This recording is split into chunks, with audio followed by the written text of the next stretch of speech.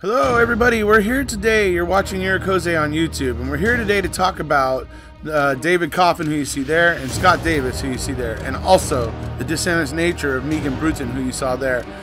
This is a wholly circumstantial case that hinges on the fact that Megan manipulated the situation, and Scott may very well be innocent. So we're going to go over some of those things here today and in videos to come.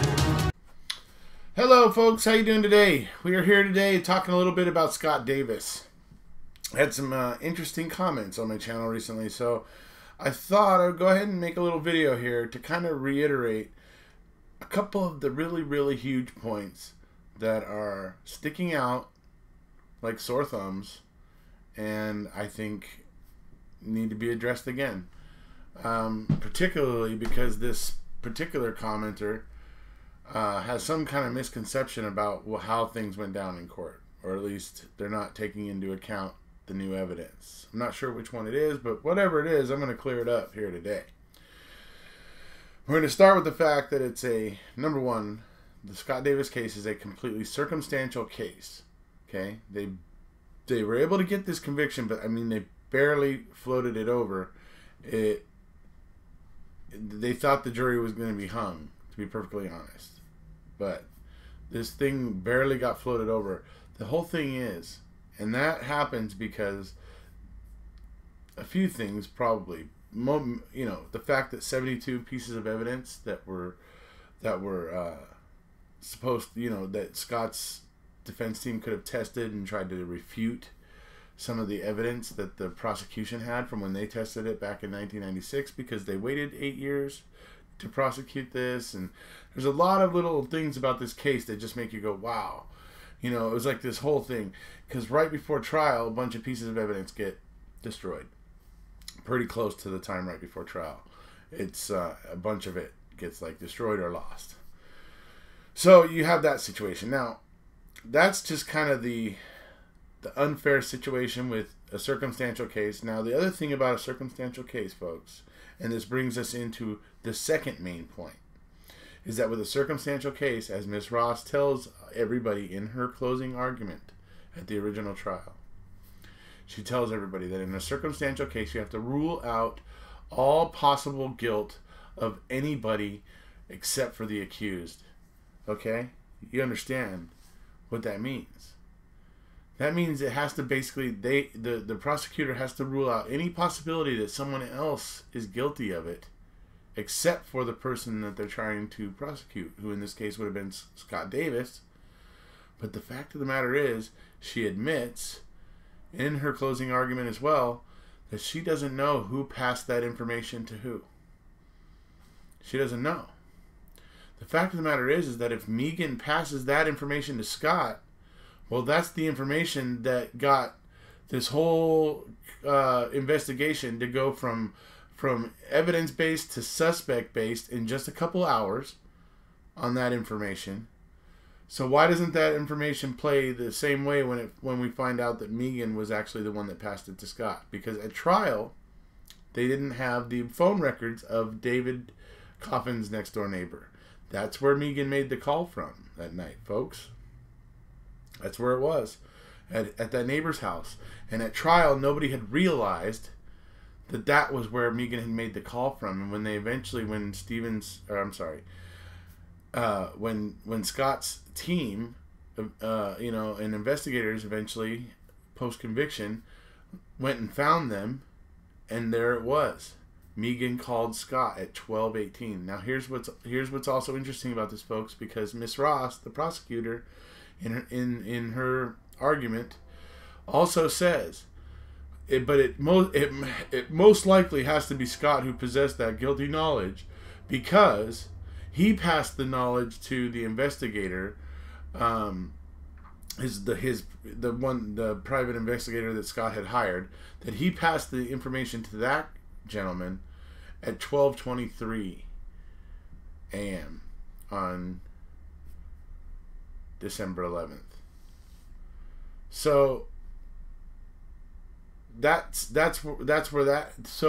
how Miss Ross tries to insinuate that that Scott must have been the first one to possess that knowledge, because at 12:23, that's really still early on for anybody to have that kind of information. But the fact of the matter is, and she didn't even know about it at the time, so I'll give her that even Miss Ross hadn't discovered the phone records of David Coffin's neighbor yet. So she didn't realize that it was a 12:18 call, and that precedes the 12:23 call between Scott and his investigator, because if Megan's telling Scott at 12:18, that means Scott knew for 5 minutes before he told the private investigator, because he was told by Megan.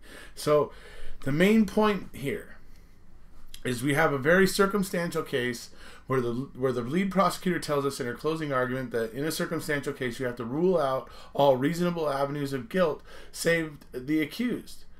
Well, I don't believe she has ruled out the avenue of Megan, because Megan is clearly the one that passed this guilty knowledge. It's the guilty knowledge that made this investigation go from evidence-based to suspect-based in just a couple of hours. When Scott mentioned David being shot, that made this investigation go from an evidence-based investigation to a suspect-based investigation within 5 or 6 hours of the fire being started at David Coffin's residence on December 10th. So that tells you, because you're not supposed to do that. And if any of you have seen my videos when it comes to Making a Murderer about Zellner's Expert, he's a head investigator with the FBI, credentials through the roof.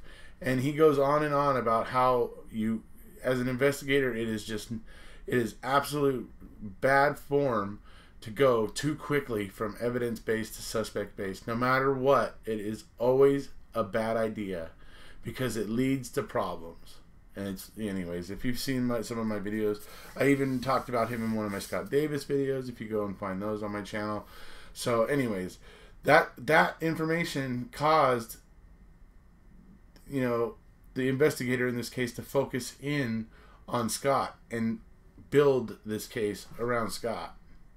So when we find out that information actually came from somebody else, that same white hot spotlight and attention that was put on Scott for having it should also be applied to that person, but it hasn't been, and it almost seems like maybe it won't be.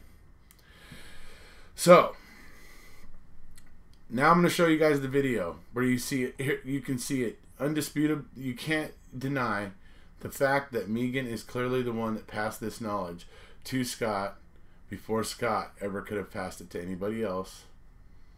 And it's right there. You're going to see it right now, folks. And then you're going to see Megan's own best friend, Megan's own friend from childhood, testifying as to the fact that Megan was calling her and her boyfriend at their home and telling them David had been shot at approximately 12:15 or so, something like that.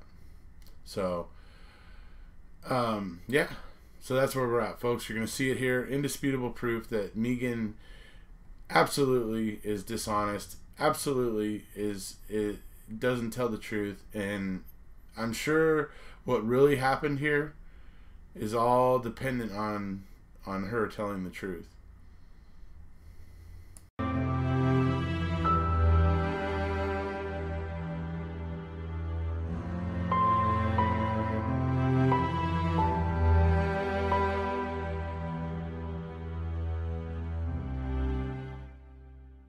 Wouldn't it therefore, though, it makes sense that if Megan did in fact tell Scott and the others that evening, and that she was the first to say that, shouldn't she be considered a suspect? Oh, yeah. But the only thing is, when Joe Disley, when we did the phone records, Yeah? the phone records, from my understanding, way back, because we gave those to Joe Burford. Well, let me tell you this. The evidence that Megan was first to divulge Coffin was shot, and I promise you what I'm going to tell you here is true. Jennifer Genakova, her last name is spelled Jenacova, Jennifer Genakova. She was Megan's best friend. She confirmed that Megan called her at 12:08 a.m. that first night from the Coffin neighbor's house, the Limburgers, Limberger house, from the Limburgers house. And Megan she stated that Coffin was shot in the head. And Jennifer Jenifikova and her husband were so shocked that they wrote a note, a contemporaneous note that morning, memorializing those words of Megan and the time that was on the microwave and the answering machine. And the first time Scott and Megan spoke that evening was in fact 10 minutes later, after Megan had called her friend. When Megan called Scott at his house, it was at 12:18 a.m., exactly 10 minutes later. This is verified by the phone records. On this call, she told Scott that David is dead. He was shot. This is when Scott was told as he stated. How do we know this is true? Craig Foster, David's best friend and Craig's girlfriend, heard Megan say exactly what Scott claimed. They were standing next to Megan when she called Scott and told him this. They were confused themselves. I understand him. Yeah. They were confused. This Craig Foster and his girlfriend, they had been confused themselves that evening at how could she possibly have known this. This is verified in an Atlanta police interview with Craig Foster and his girlfriend. Foster also testified to this in court and in fact stated that he told Detective Chambers that first evening that Megan had told Scott this. That was testified in court. And Megan, then she changed her story and told both the Jenikovas and the Assistant District Attorney Joe Buford, that she might have in fact told Scott Coffin was shot. This was just a few days after the murder. And then District Attorney Powell Howard verified this, that this had happened when he testified in court. And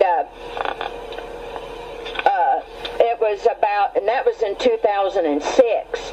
And it was about a year after the murder, later, when Megan completely changes her story again and says that Scott had told her Coffin was shot. This was after the huge reward was offered from the Coffin family.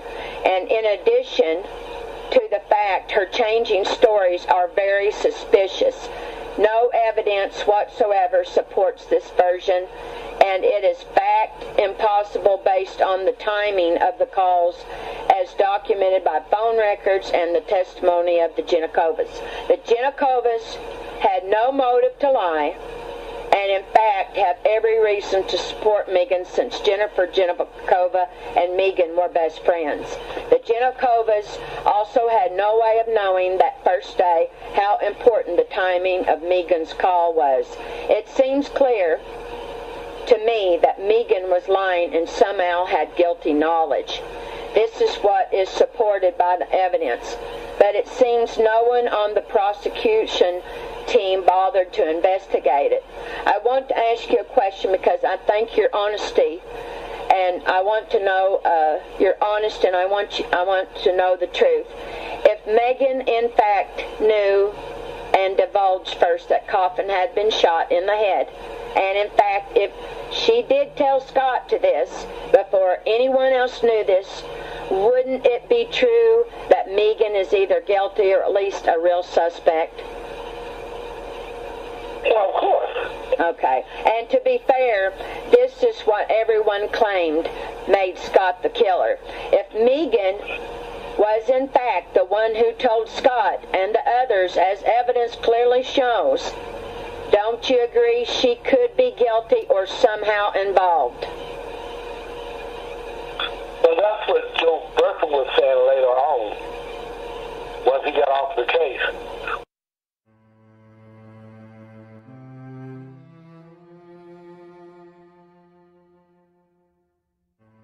First conversation that I had with him was the second phone call at 12:08.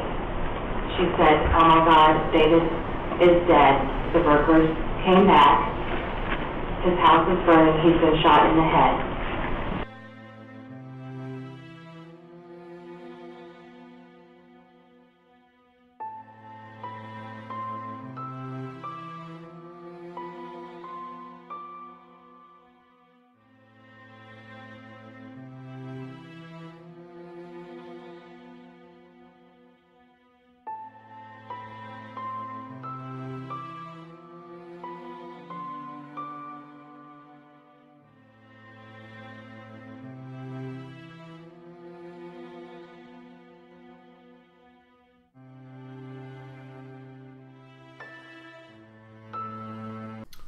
So, as I was saying, there we can see that, number one, the burden of proving that Scott, that there was no other reasonable reason to believe that somebody else was guilty besides Scott, that's bull. There's plenty of reason to see where Megan could be somehow involved. Plenty of reason there. Absolutely plenty of reason. So, in my mind, and really,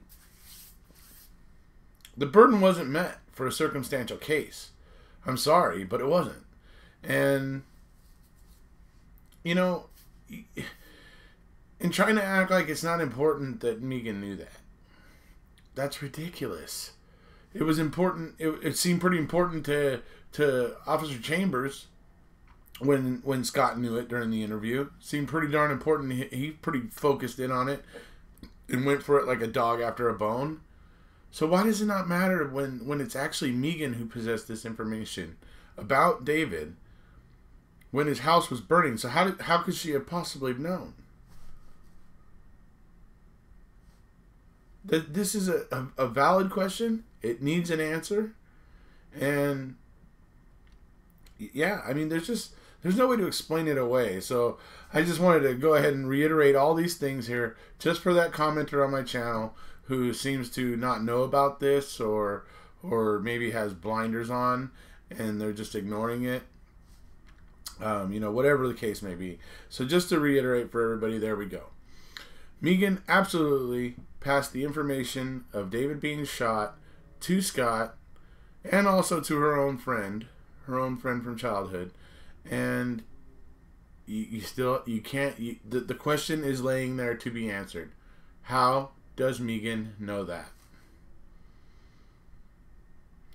That's it for today, folks. If you haven't already, please hit subscribe, and we'll see you.